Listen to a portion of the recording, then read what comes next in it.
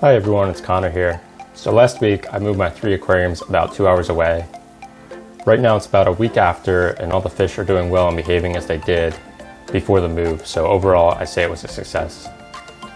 Just wanted to make a video going through exactly what I did step by step on all the aquariums to hopefully help anyone else making a move of larger aquariums in the future. It's a bit of a longer video as there was a lot to talk about, and I shot the video in a more casual style. Been doing these types of videos about once a month, doing sort of an update style. So I want to start off with the high level plan I had and then talk through step by step what I did for each of my 3 aquariums.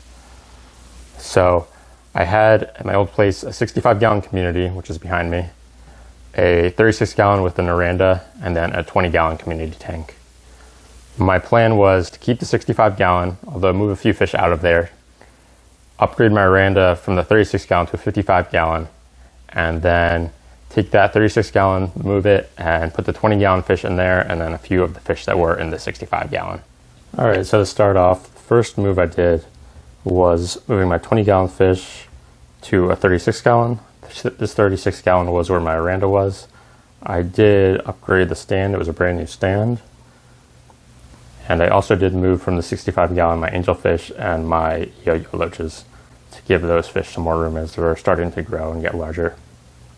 Now, the 36-gallon, the aquarium was in great shape, but the stand was not so much of starting to warp from water hitting it over the year. So this stand was a new 36-gallon one that that's PetSmart just started selling. It's by Topfin.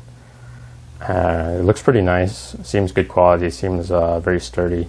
So hopefully it holds up and lasts. Definitely seems higher quality than the one that came with the 36-gallon. So for the steps it took, I bought the stand a week before and set it up that week before we even moved any of the tanks. So it was already set up, sitting right here the week before we brought the tank over. Now the sponge filter, I had set it up in my 65-gallon about a month before, and so it was completely pre-cycled before I moved it over here. I just put it into a 5-gallon bucket underwater. Along with this was the hang-on back filter in my 20-gallon. I took all the filter media in that and put it with the sponge filter, and same with the outtake tube and sponge on that and everything, just to keep as much beneficial bacteria as possible. And then as far as the fish, all the fish in here are generally on the smaller side, not too big. And I did not move the yo-yo loaches that day. As they're hard to catch, I want to just wait and catch them at the very end. So the angelfish, mollies, and then I have some cory doors in there too. I just went and filled up a 5-gallon bucket and put all the fish in the 5-gallon bucket for the trip down here. Now, upon arrival, basically all I did was I threw in an air stone into the bucket, and then I also threw in a small heater I had to make sure the temperature was good. After the trip, the temperature in the bucket was about 73 degrees Fahrenheit, and so I just slowly bumped it up to 77. And after the bucket was set up, I actually jumped over to set up the 55-gallon for my Oranda, that since the time was more sensitive to get her in the tank set up. So I actually let these fish just chill in there, got the temperature right, gave them air, and they had plenty of water for the amount of fish that were in there. But once the 55-gallon was set up, I went back to here. I just made sure everything was level here, and then filled it up with water. Via the Python. I did have to run to the hardware store actually because the sink adapter I had for the Python did not fit this sink, and so I had to get a different adapter for the Python for my sink, which was pretty easy to do. Overall though, not really many problems on this. The only one really was the Python sink adapter did not fit, so I had to run out real quick once I got here. And then my one angelfish, Pinoy one, his name is Batman. He does have a fin there, you'll see. That bottom fin did lose some of it, but it is growing back already. And he seems to be doing healthy, so no problems there. And then the next move, which I did at the same time as moving the 36-gallon I just showed, was moving my Oranda. So she actually was in that 36-gallon tank. And if you've been following the channel for a little bit, or if you're new here, she has been sick, but probably about 6 months now. It's been a while. Had a bacterial infection, so you'll see on her face she's got a little bit of white there, and on her tail, and a big growth on the front of her face. But we've been doing medication for the past 6 months, different types, and she's doing very well now, but a lot of the physical signs haven't initially healed, but behavior-wise, he's doing good, and the physical signs haven't been progressing as of recently. But anyway, it's a little bit off topic. But I guess the point of that was I was a little nervous for the move of her just because she has been sick. And I know when we first got her, actually, it was only about a 20-minute drive, but she actually floated the tank for a bit upside down. The store actually did mention that she might do that, but and looking online, large goldfish do that. But I was a little bit worried about the almost 2-hour drive for her. But looking good right now and actually very active. So good on that part. But getting back to the actual move, the actual tank was a brand new one, and we got it a week before. The week we set up the 36-gallon stand, the new one, we got this tank at the same time. And we actually had this stand for a while before. We had it planned to upgrade to a 55 for a while, but knew we were probably going to move, so we held off. So we set up the stand and put the tank on it the week before. And we actually were going to try to fill it with water before just to make sure there wasn't any leaks or anything. But the problem was it did not fit level on the stand, which was very unfortunate. The stand actually has leveling feet, so the stand was able to level fine, but there was a gap between the aquarium and the stand right here. And I have shims. You'll see a shim on there right now, but at the time of getting the tank, I did not have the shims here.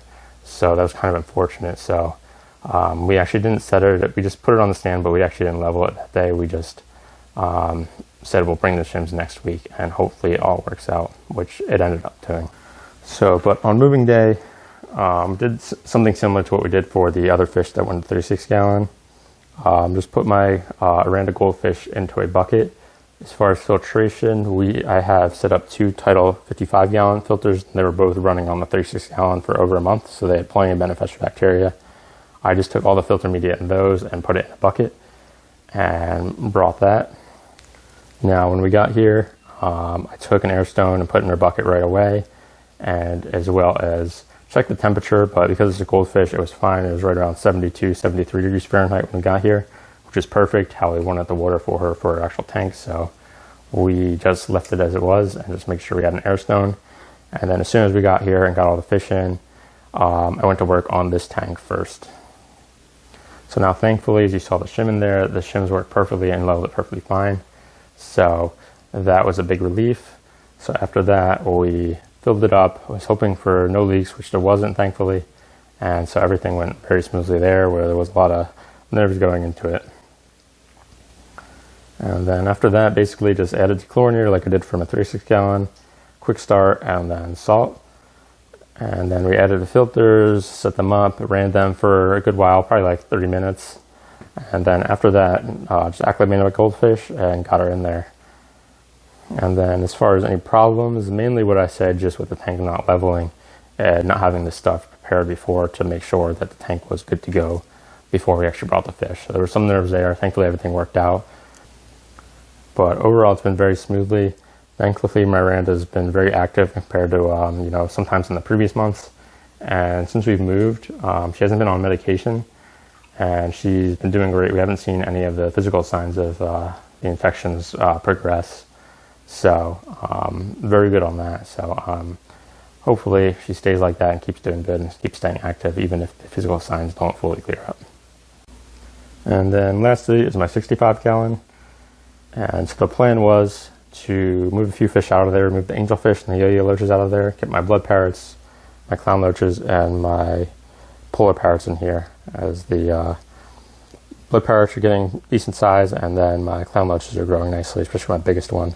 So ideally the plan is to keep this tank for a few more years and keep these clown loaches in there, and I think it should be good. It is a 65-gallon, but it's the dimensions of a 75-gallon, so it's 18 depth by 48 long, and just not as tall as a 75-gallon. But the plan for moving it was to rent a U-Haul and then move the fish and the tank in that on the same day. So rent the U-Haul from where I'm at now, drive it up to my old place, pick up the tank, and then drive it back. And the one thing I did do different is normally I do for moves put fish in buckets, but for this move, because I knew that once I got back, I was probably going to be able to set up the tank, level it, and then there was going to be some time between actually being able to set up the tank fully and get water in it and everything. I put the fish in bags because I had the 36-gallon set up. I was able to drop the bags in that to get the temperature right so they would be fine for a while. And I do have pretty large bags, so I wasn't too concerned about that. That pretty much bought me a couple hours where the fish would be fine, temperature-wise and everything, and not have to worry about them.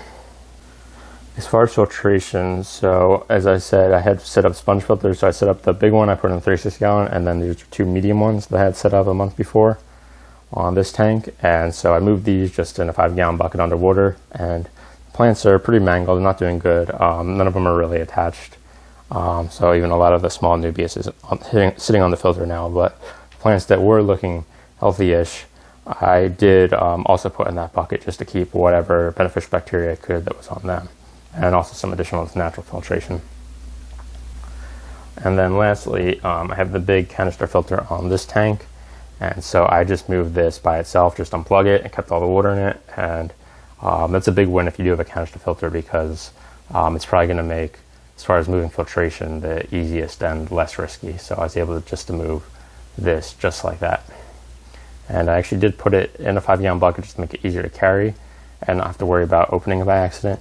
It actually fit perfectly, but now it's actually kind of stuck. It actually warped the bucket a little, so I'm going to have to get help to actually take it off there, but that's a problem for another day.